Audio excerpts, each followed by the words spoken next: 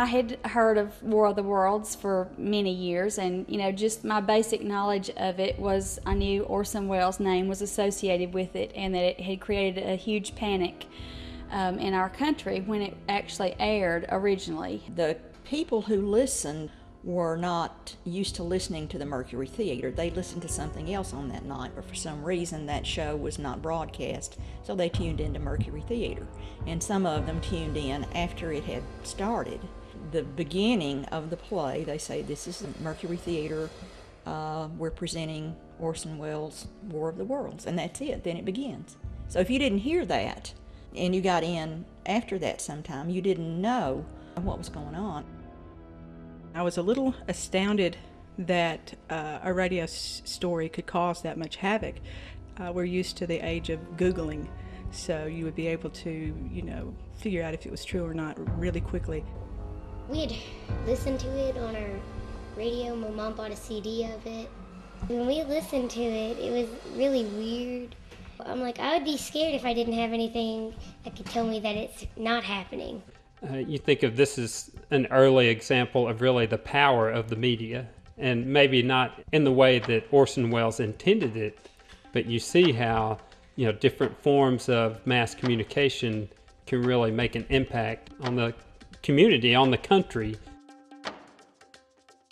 I read the play, but I didn't really think about it at first from the standpoint of the people who were hearing it. And after I read some of the history then, I looked at it from that perspective, and I thought, well, the interesting part of it was what happened out in the streets or out in the homes with the people who were listening.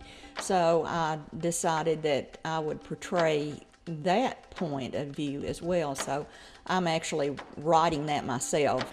When I'm usually cast in a show, I'm a talker. This will be my first opportunity to try to portray emotion without opening my mouth or without making any sounds. So I'm very interested. It's going to stretch. I love radio plays for several different reasons. One, I don't have to memorize. I have to just try to pronounce my words. You still need to be familiar with the script and know what you're going to say pretty much. But if you have a brain block, you have the words right there. So it kind of relaxes you. It's a big difference. You hear all the voices people can make and sound effects. One of the most interesting things about performing and hearing a radio show is the sound effects, and seeing what you come up with that makes a particular sound. And a lot of times what you would think it would be isn't at all what makes that sound. I didn't realize how good it was going to be until we actually read through it. I thought, wow, this is going to be really good, and it's going to be something that Houston County's really gonna like and gonna think is something different. This radio show that was written in 1938, because it's a great piece of literature, can still apply to our life today.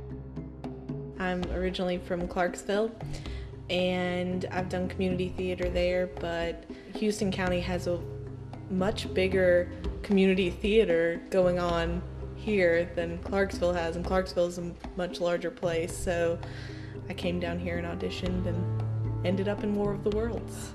I'm looking forward to just being the snotty teenager in the family, because I've never really gotten to do that before, and it's just a part of acting. You have to do what the director tells you. When we did Frankenstein a couple of years ago, we have people that usually come to see everything that we do. They came to see Frankenstein and probably didn't really know what to expect. Our response to that show was very good. People really enjoyed it. We had multiple people comment that I wish I had come because I've heard good things about it. I didn't know what to expect, so I didn't come. If you are not sure about a radio show, just as always, we try to do a good production, that we work really hard, and we aim really high with the quality of our productions, and so we don't think you'll be disappointed. We think you'll be disappointed if you don't come.